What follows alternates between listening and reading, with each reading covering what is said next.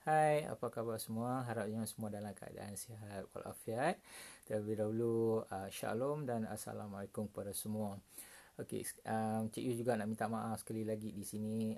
Video yang kali ini agak lewat juga Cik Yu sebab bukan apa, sebab ada isu-isu yang tertentu. Pendakwa-pendakwa Islam ni, tak tahu lah Cik Yu nak cakap. Okey, banyak sangat, suka sangat buat fitnah kepada Cik Yu. Okey, cakap attention seeker lah, apalah. Cik Yu bukan macam tu. Okey. Kalau Cik Yu nak attention cuma seorang saja, iaitu Tuhan. Okey. Cik Yu nak attention dia saja, tak nak attention orang lain. Dan ramai tahu sebenarnya Cik Yu dah lama tutup Facebook. Okey, dah menarik diri daripada dunia pendapatan dan sebagainya. So, no point. Hakikat dia pendakwa-pendakwa Islam masih kekal suka sangat buat fitnah terhadap Cik Yu. Itu hakikat dia. Video ni, okay, Cik Yus teruskan dengan video ni, okay. Video ni, sebab sebelum ni Cik Yus cakap Cik Yus nak share soalan yang Cik Yus tanya pada Ustaz Cik Yus dan pastor. Okay, jadi Cik Yus, video ni Cik Yus akan straightforward pada benda tu. Untuk makluman semua, pastor yang Cik Yus tanya adalah pastor yang seperti Cik Yus, bekas orang Islam. Okay, dia former Muslim. Dia bukan daripada bangsa India, Cina dan sebagainya. Okay. Okay, Cik Yus teruskan direct. Cik Yus nak tanya pada semua orang, rukun Islam penting ataupun tidak? Cik Yus terus kepada soalan Cik Yus tadi tu. Okay? Tapi apapun, terlebih dahulu Cik Yus minta maaf di sini. Hanya satu soalan saja yang Cik Yus akan share dengan semua orang. Atas sebab-sebab itu juga. Cik Yus dah berbincang dengan Kak Comel hal ni. Bila mana kita fikir-fikir balik, satu pun dah memadai lah menerangkan kedudukan Islam dan Kristianiti dan sebab-sebab lain. Banyak sangat mulut-mulut yang tak cantik tu kan, apa semua. Satu pun dah cukup dah lah. Okay, kebalik. Tadi Cik Yus tanya, rukun Islam penting ataupun tidak? Okay, Cik Yus jawab. Okay, rukun Islam tersangat penting kerana itulah menunjukkan kedudukan sama ada seseorang itu Islam ataupun tidak. Cik Yus tak nak sentuh semua rukun-rukun yang lain. Cik Yus nak sentuh rukun yang kedua sebab inilah yang Cik Yus tanya kepada Ustaz Cik Yus tentang semayang. Oh, semua katanya, oh semayang. Semayang. Alright. Nampak remeh, okay? Nampak remeh tapi sebenarnya tak remeh benda ni. Semayang tadi ni semua tahu, orang Islam tahu semayang dilakukan, okay? Kata sembah Allah. Tetapi kenapa Kaabah yang disujud? Allah telah berfirman di dalam Al-Quran, yang mana Allah telah menjelaskan dengan sejelas-jelasnya bahawa tidak boleh diadakan sebarang benda, bentuk, barang atau apa-apa saja unsur dan sebagainya dijadikan bahan sesembahan, kerana itu akan menjadi kepada penyembahan berhala. Dan Cik Yus nak tanya, Kaabah tadi tu apa? Bukankah ianya bangunan? Jelas kat situ kan? Jelas. Jadi kat sini menunjukkan Cik Yus tak boleh terima benda ni. Cik Yus tak boleh terima. Okay, kita boleh berfikiran. Okay, Cik Yus suka berfikiran yang kata apa, jauh, di luar kotak dan sebagainya. Hanya orang yang tak mau berfikir saja akan angguk-angguk, giling-giling. Cik Yus bukan orang macam tu. Okay, Cik Yus tak boleh terima kenyataan ni. Jadi jelaskan, okay, benda tu. Cik Yus sambung. Tanya lagi, kenapa 5 waktu? Tak 7 ke, 8 ke, 1 ke, kan lebih senang. Jawapannya ialah Isra dan Mi'raj. Okey, Cik Yu hold sekejap. Isra dan Mi'raj iaitu 50 kepada 5. Turun kepada 5 waktu sahaja. Okey, sekarang ni Cik Yus seorang Kristian. Apabila Cik Yus buka Bible dan baca Bible, ianya sebiji ceritanya dengan Abraham, peristiwa Abraham di mana Tuhan akan memusnahkan Sodom dan Gomorrah. Jadi Abraham bertanya kan, bagaimanakah jika terdapat 50 orang yang beriman, apakah akan diselamatkan? Turun hanya kepada 5 orang sahaja yang beriman, apakah akan diselamatkan? Benda ni sama, perkara ni sama dengan cerita Isra dan Miraj, copy and paste. Okay, sambung balik. Isra dan Miraj, siapakah yang bersaksi peristiwa penting ni? Sayangnya tiada yang bersaksi peristiwa penting ni. Jadi cerita ni macam-macam. Semua orang boleh cerita macam-macam. Tapi apabila ada saksi, kita boleh terima benda ni, tak ada masalah. And then Cik Yus sambung lagi. Kenapa 5 waktu? Maksud dia kenapa 5 waktu tadi ni? Okay, 5 waktu. Masa yang berbeza, rakaat yang berbeza, nama yang berbeza. Di mana tercatatnya di dalam Al-Quran? Di manakah Allah berfirman menceritakan tentang kenapa Isyak dilakukan sebelah malam, 4 rakaat dan sebagainya? Kat mana? Di mana Allah berfirman menceritakan hal ni? Ini adalah ajaran Tuhan orang Islam, ajaran Allah, bukan ajaran manusia. Jadi kenapa, di manakah, maksud Cik Yus, di manakah dan kenapa Allah tak menceritakan hal ini dalam Al-Quran? Di manakah dia menceritakan hal ini dalam Al-Quran? Tak ada. Tak ada di dalam Al-Quran. Tak ada dalil langsung. Jika ada, siapa-siapa yang tahu, boleh PM Cik Yus. Okey, cerita kat Cik Yus, PM kat Cik Yus, surah apa, ayat yang keberapa. Okey, setakat dirikanlah solat. Yang tu Cik Yus pun ada. Don't worry, yang tu Cik Yus ada. Okey, tapi ia belum cukup. Sebab semua orang Islam bersembahyang 5 waktu. Masa berlainan. Rakaat yang berlainan. Okey. Mana penceritaan ni? Okey, hanya Allah patutnya dia yang menceritakan benda ni sebab dia ni ajaran dia. Alright. So jadi Cik Yus reveal. Sebenarnya orang Islam ni dia bersembahyang. Sembahyang dia tu bukan ditujukan kepada Allah, tetapi sebenarnya ditujukan kepada Jesus. Terkejut tak? Terkejut Tak percaya Tak percaya kan? Cik Yus pun tak percaya malam tu. Terang cakap. Memang tak percaya.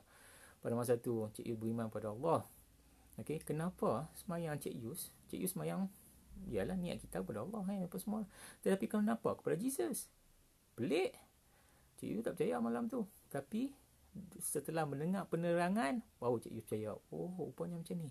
Okey, Cik Yus reveal satu persatu. Okey, semayang tadi ni 5 masa berlainan. Okey, Cik mulai dengan ISLAM, nama Islam ISLAM, Isyak, Subuh, Lohor, Asar, Maghrib. Okey, 5 masa ni adalah masa di mana Jesus ditangkap, disalib. Okey, dihukum, disalib, mati dan dikuburkan. Waktu Isyak, pada masa inilah Jesus ditangkap. Subuh, pada masa inilah Jesus dihadapkan di hadapan Pilatus. Akhirnya Pilatus tak tahu nak menghukum Jesus, diserahkan Jesus kepada high priest dan elders. Mereka ni yang menghukum Jesus di kayu salib, menyalib Jesus. Okey, mereka ni yang menghukum Jesus. Lohor, subuh, lohor, pada masa inilah Jesus disalib di kayu salib. Asar, pada masa inilah Jesus mati di kayu salib. Okey, Cik Yoho sekejap kat situ. Mati di kayu salib. Ramai akan bercakap, especially pendakwah akan bercakap, oh, Jesus mati di kayu salib, dia bukan Tuhan. Jadi Cik Yoho nak tanya, apakah kematian tu adalah kematian kekal? Tak kan? Bukan kematian kekal. Semasa Jesus, semasa Jesus melakukan komunion dengan 12 anak murid dia, dia telah prophesy, dia telah ceritakan apa yang akan berlaku pada masa hadapan. Dan benda tu terjadi satu. Apa yang diceritakan oleh Jesus, benda tu tak ada lagi, tapi Jesus cerita apa akan berlaku dan benda tu semua berlaku. Dan Jesus beritahu bahawa pada hari ketiga dia akan bangkit. Memang terjadi. Pada hari ketiga dia bangkit. Ini menunjukkan Jesus adalah Tuhan. Kematian tidak dapat mengapa-apakan Jesus. Malah Jesus lah yang kontrol kematian tu. Ini menunjukkan Jesus tak mati, Jesus hidup. Dia kekal hidup sampai sekarang berada di atas. Maksudnya dia Tuhan. Dia bukan manusia biasa. Alright, sambung balik tadi, Asar dan Maghrib. Maghrib, pada masa inilah Jesus dikuburkan di dalam Yusuf Tomb. Lengkap, ISLAM. Semua masa ni adalah masa peristiwa Jesus ditangkap, dihakimi, disalib, mati di kayu salib dan dikuburkan. Lengkap, 5 waktu. Okey, Cik Yu sambung lagi. Sebenarnya Muhammad tahu bahawa dia tak selamat. Dia tak selamat. Okey.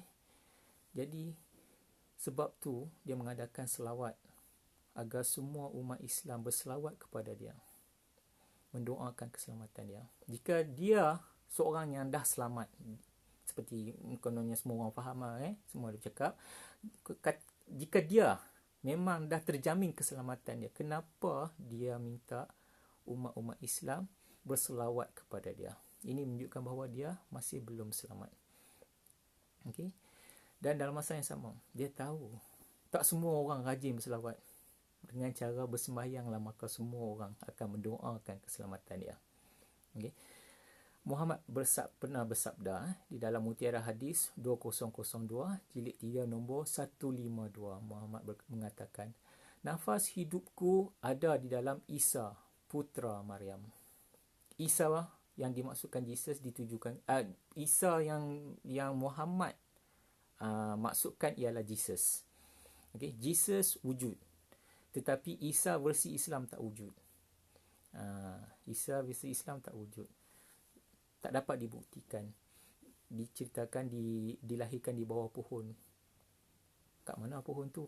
Apa dia? Kat mana? Apa tanda-tanda kelahiran Isa?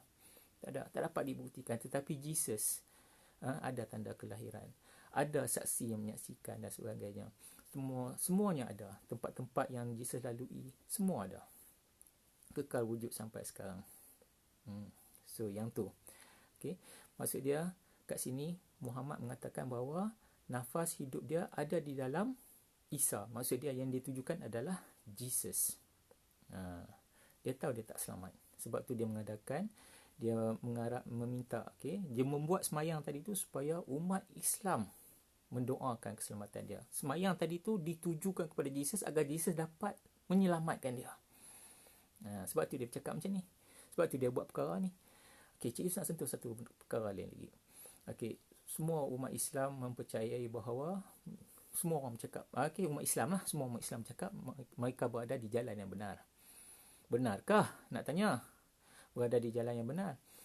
Cuba tengok balik dalam surah Al-Fatihah.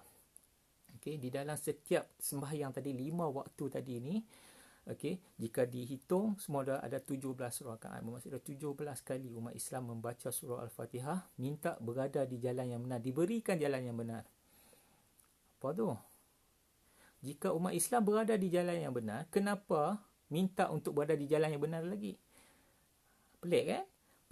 Orang yang sesat saja yang akan minta untuk berada di jalan yang benar. Orang yang berada di jalan yang benar, dia tak akan minta lagi berada di jalan yang benar. Cik bagi contoh. Jika seseorang tu dahaga, dia akan minta air. Kalau dia tak dahaga, buat apa dia minta air? Betul tak? Kan? Make sense? Maksud dia, apabila 17 kali minta berada di jalan benar, takkan berada di jalan benar lagi. Maksud dia, berada di jalan yang tak betul lah. Bila Cik Yus cakap berada di jalan yang sesat, saya bunyi kasar tu. Cik tak mau sebutlah benda tu. So maksud dia kat sini, 17 kali umat Islam meminta di dalam semayang agar diberikan jalan yang benar. Ini menunjukkan umat Islam berada di jalan yang mana sekarang ni? Jalan yang tak betul. Itu. Buka balik surah Al-Fatihah, tengok balik, kaji balik, cek balik, betul tak apa dia cakap. Cik Yus tak menuduh, tapi ini adalah hakikat, ini adalah kebenaran. Buka balik benda tu. Okay, Cik Yus sambung lagi. Tujuan penyaliban tadi tu apa? Tujuan penyaliban Jesus tadi ni adalah untuk sebagai penyelamatan manusia. Dengan darah Jesus lah, maka dosa warisan manusia ditebus. Tujuan penyalibannya adalah untuk penyelamatan. Muhammad tahu. Okey, perkara ni. Dia tahu penyaliban tadi adalah demi tujuan penyelamatan. Penyelamatan terhadap kepada siapa? Sesiapa sahaja yang mempercayai Jesus, yang beriman kepada Jesus. So itu dia tahu benda tu. Okay? Hanya Jesus saja yang dapat menyelamatkan manusia. Ini diakui Jesus. Jesus berkata sendiri bahawa dialah penyelamat manusia. Dan Muhammad tak pernah berkata dia penyelamat manusia. Jika dia penyelamat manusia, dia takkan kata bahawa nafas hidup dia ada di dalam Isa yang ditujukan kepada Jesus. So nampak tak? Jelas ISLAM. 5 waktu tadi ni adalah masa peristiwa Jesus ditangkap, disalib, apa semua dihakimi, disalib sehinggalah dikuburkan. Inilah 5 waktu umat Islam mengadakan sembahyang. Cik Yus bukan cakap saja. Umat Islam boleh refer di dalam Matthew 26 dan 27 untuk mendapatkan bukti benda ni. Dalam tu diceritakan peristiwa ni. Boleh jelas, boleh nampak dalam tu. Okey. Cik Yus nak sambung lagi satu perkara. Jesus pernah berkata bahawa, okey, barang sesiapa yang meminum air yang kuberikan, maka orang itu tidak akan dahaga lagi. Malah air itu seperti mata air yang sentiasa memancar-mancar kepada kehidupan yang abadi. Memang Cik Yus harap sangat. Okey. Jesus penyelamat. Okey, Jesus memang Okay? Dia bukan manusia biasa, dia adalah penyelamat manusia. Dan dia adalah Tuhan. Hanya Tuhan saja yang dapat menyelamatkan manusia daripada tangan syaitan. Okay? Di sini dah Cik Yus reveal apa itu pasal soalan Cik Yus tadi tu. Memang Cik Yus harap sangat benih ni disemai di dalam hati mereka yang mencari Tuhan. Dan memang Cik Yus harap sangat Jesus dapat membenihkan benih ni di dalam hati mereka itu. Memang Cik Yus harap sangat. Apabila kamu mencari, kamu akan jumpa. Apabila kamu mengetuk, pintu akan dibukakan untuk kamu. Dan Cik Yus mendoakan pada orang ni. Okay? In Jesus name. In Jesus name. Amen. Kamu akan berjumpa jika kamu mencari Tuhan. Pasti kamu akan mencari. Pasti kamu akan berjumpa apabila kamu mencari. Okay? Cukup setakat ni. Cik Yus berkongsi. Harap Cik Yus memang berharap sangat yang mana kebaikan tu dapat kita berkongsi bersama-sama. Cik Yus berkongsi benda ni, kebaikan ni kepada semua. Dan Cik Yus memang harap sangat benda ni yang Cik Yus sebutkan tadi itu, mereka yang mencari Tuhan pasti akan berjumpa. In Jesus name, Cik Yus berdoa sekali lagi. Amen. So God bless you all. Kita berjumpa lagi. Bye. See ya.